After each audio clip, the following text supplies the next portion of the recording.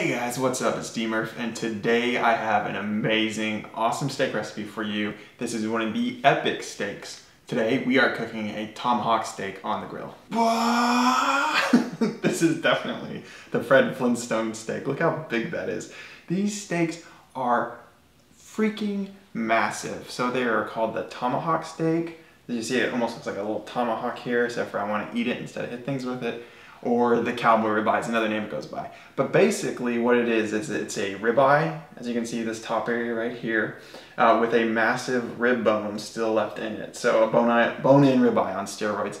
And the cut is like 2 to 2.5 inches thick. So it's a pretty large, thick steak. And this thing is absolutely amazing. I'm so excited about this. I have a great recipe. But these have been made popular by like Salt Bae. He has these in his restaurant. His are a little bit thinner, and here, I'll get in a little close. You can see, I think he cuts off the sides here. There's a little bit of extra meat and fat on the sides that can be removed to make this a little bit thinner.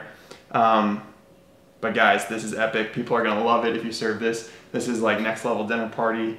It's big enough if you just wanna have a steak dinner to split between you and your girlfriend, your boyfriend, your wife, your husband, whatnot. Absolutely delicious cut.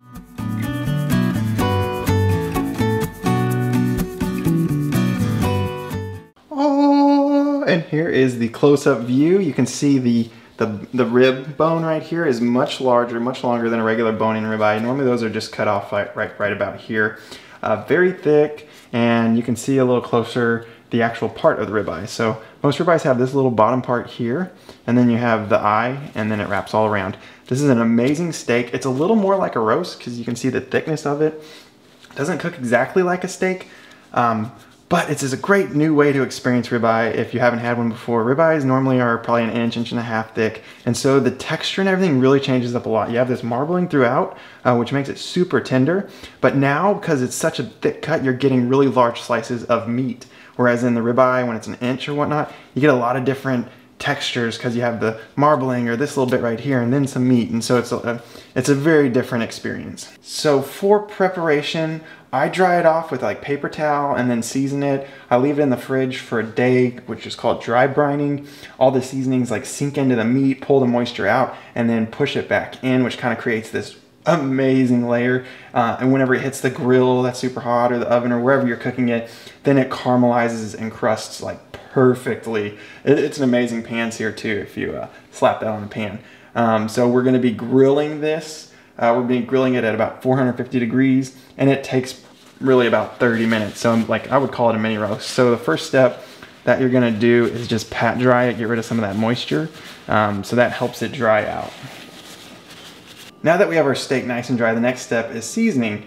And with this steak, you can do a nice salt and fresh cracked pepper over it to create the seasoning crust. What I like to do, and it's kind of my cheat seasoning, you've seen it in my other videos, is the Saltgrass 7 spice right here. It's really awesome. It has 7 different spices. I'll show you really quick. And then it's just an amazing flavor profile on the steaks. I like to have a little more flavor going on, and that is great to use. I'll put the link down. You can get it off of Amazon. So since it's so thick, you really want to season it pretty liberally because you're not going to get a lot of the seasoning in the bites. You're going to get a ton of meat and just a little bit of that crust in every bite. Pat it down.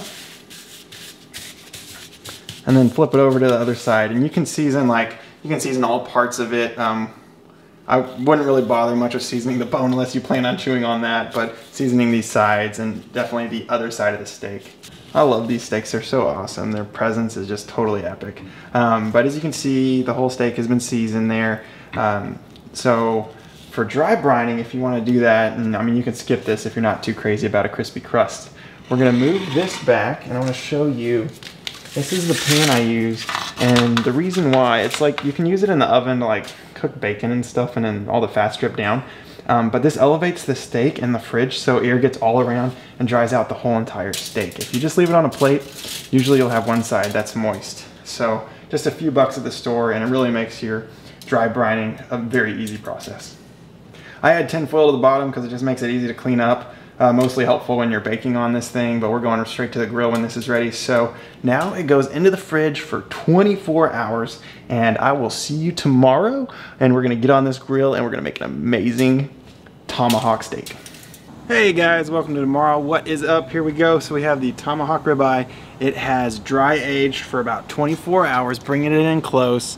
So nice and dry exterior.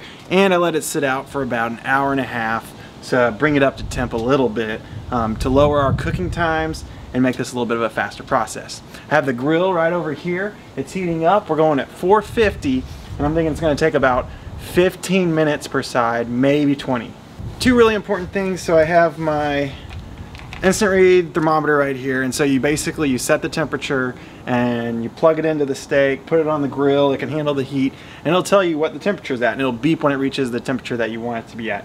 What I do is I stick it in there, I go halfway to the temperature that we're going for, 135 degrees. So when it's halfway there, then I flip it and then cook it up the rest of the way until it hits 135.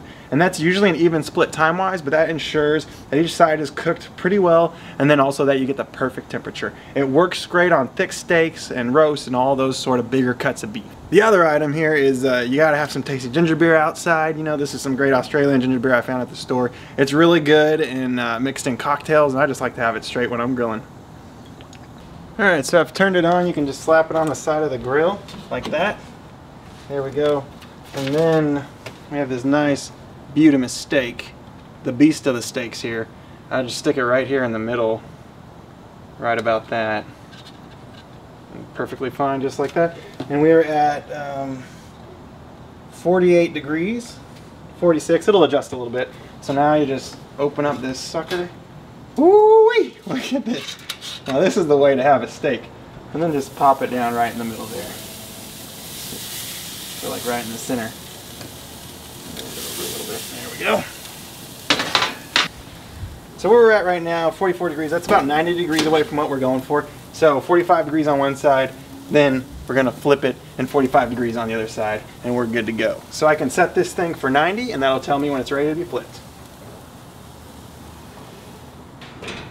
So when you're cooking it, you'll want to watch the temperature up here.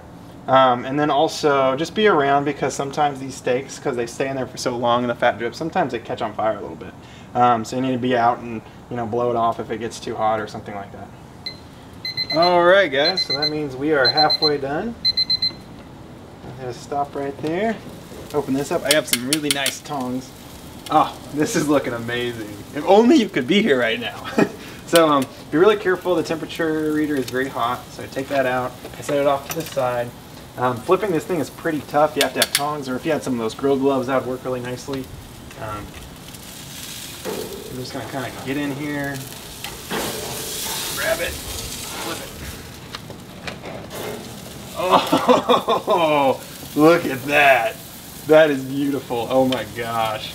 This is why I do what I do. Carefully grab it with your tongs or whatever, and then reinsert. There we go. That was actually pretty easy. So we got that ready. Make sure I have it in good enough. There we are. Alright, not too much longer. So that's all there is to it as far as that goes. And then we go for another 40, 35 degrees. I'll see you soon.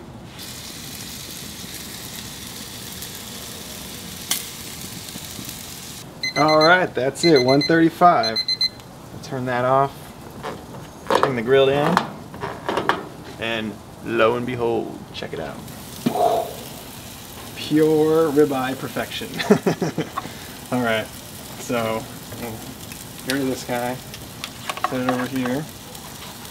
Then, so next steps, oh my gosh, this thing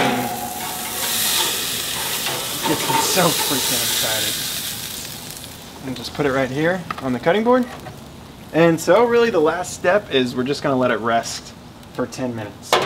And you can just put some tinfoil over it. That does a pretty good job.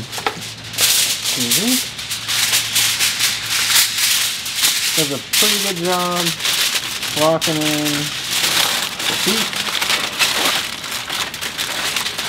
thing's so big it's like barely fitting around it.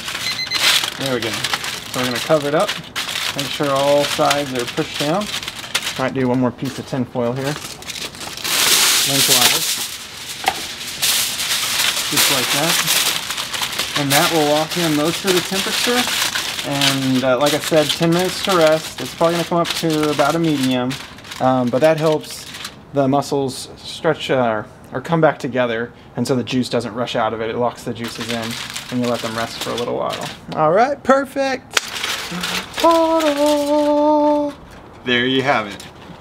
This is the steak that is a dinner party stopper. It's freaking amazing. Look how big that is. Oh, so juicy and massive. Okay, this crust, like look at that crust really quick. Get a close up there. It came out really nice. The fats are very crispy and caramelized. The coloring is just perfect. And so whenever you're cutting this, this part right here is like your regular ribeye. So you can cut along the bone like that to separate. Then you just have a bunch of the meat that can be sliced up almost like roast style. If you want to be a little dramatic, you can pick it up on the end and then just slice right here against the bone. So we'll see if we can get you guys a good angle on it. Here we go. So just slice down, you know, leaving a little meat on there, and then set it down, and then cut that bone right off. There we go. Then you have this nice freaking Fred Flintstone bone you can gnaw on for fun. This is probably the tastiest part, honestly. I've had some really great bites out of that. Now to get the to show you guys the doneness, I'm just gonna slice right into the middle of this thing, like right there. We're gonna see how this turned out. Ready? 3, 2, 1. Dramatic cut. Oh yeah. We'll open it up. This one came out like perfect medium. Look at that. Oh my gosh. Dinner tonight is gonna be phenomenal. Bring it in a little bit closer. I just want to take a bite out of this. Nom nom nom nom. I'm just kidding. That is phenomenal. The grain runs this way. Just keep that in mind. And like if I'm slicing for roast or whatever, or like a roast, slicing the like a roast, you just take it thinwise and come down just like that. Get some really nice slices there. Oh, perfect. And see what I'm saying? Like that's like 2.5, 3 inches of pure beef right there. You don't get bites like that on a regular ribeye. All right, so of course we got to try this. We have to taste it and see how it turned out. Grab one. Let's see. We'll go for this one right here. That looks like it's ready to be eaten. And I have some nice like garlic, rosemary, thyme butter on the side that I spiced up with some cayenne. So we're gonna take a quick bite here, let you guys know taste test wise how this turned out. It's looking pretty amazing to me.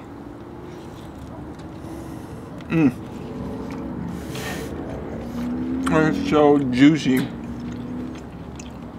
And that's exactly what a ribeye is supposed to be. Nice and warm, juicy. This is grass-fed Angus beef. And it tastes really good. And so when it's this thick, you're not getting much of that 7 spice. You're getting actually a lot of beef, a nice beefy flavor there. Oh. And when you let it rest, all those juices get right back into it. This is so freaking good. Of course, you gotta try the bone, right? Here's how you do it. It's like so fatty, a little beef, a little caramel flavor. I love the meat right off the bone.